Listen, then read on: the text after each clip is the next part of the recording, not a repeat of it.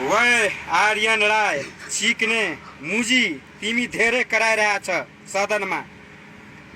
तिमी र तिम्रो पार्टीको अध्यक्ष हर्ष सम्पाङ पुराना दलहरूसँग मिलेर पटक पटक बालेन सरमाथि आरोप लगाइरहेछ, तर त्यसको परिणाम क्या आउँछ? जिरो आउँछ। मुजी तिमी के भन्छ कि बालेन सर सदनमा आएर तिमीसँग माफी माग्छ हैन? तिम्रो औकात पहिले हेर मुजी। तिम्रो बाउको पनि औकात छैन कि बालेन सर आएर तिमीसँग माफी माग्छस् मुजी। मुला यदि तिम्रो बाउको चाकमा दम छ भने स्थिरहा सप्तरीको सीमा पर्छ, त्यो कोशी ब्यारेज पुल नाम छ त्यहाँ।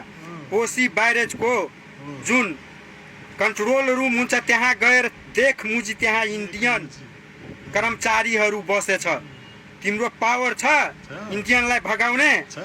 भगा मुजी, त्यसपछि म बुझ्छु कि तिमीलाई पावर छ। म्याच चिक्ने ल्याङ ल्याङ गर्छस्। के भन्थ्यो बालेन सर? एउटा पढे लेखे